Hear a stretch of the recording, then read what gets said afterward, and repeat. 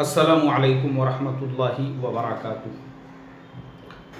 ये सवाल आया है सऊदी अरबिया जिद्दा से।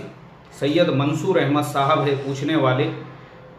लंबा चौड़ा सवाल है उनका और वो पूरा सवाल इंग्लिश में है। I need to ask one question, can advise me. मैंने आपका पूरा सवाल पढ़ लिया हूँ मोहम्मद मंसूर भाई। आपने जो कमोडिटी ट्रेडिंग के बारे में, ऑयल, गोल्ड एंड सिल्वर के बारे में जो पूछा है, उसके मैं 2 मरतबा पूरे डिटेल्स में तफसील के साथ, हवालों के साथ जवाब दे चुका हूँ। आप मेरा सबक नंबर 520 सुनिए, वो पूरा शेयर मार्केट ट्रेडिंग के बारे में है। उसके अलावा भी जुमा का एक मेरा पूरा 40 मिनट का बयान है इसके ऊपर।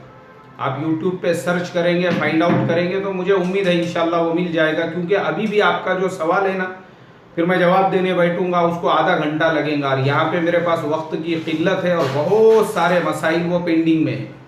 इसलिए बेहतर है, जो सवाल का मैं ऑलरेडी जवाब दे चुका हूँ, आपको थोड़ा सा सर्च और फाइंड आउट करना पड़ेगा।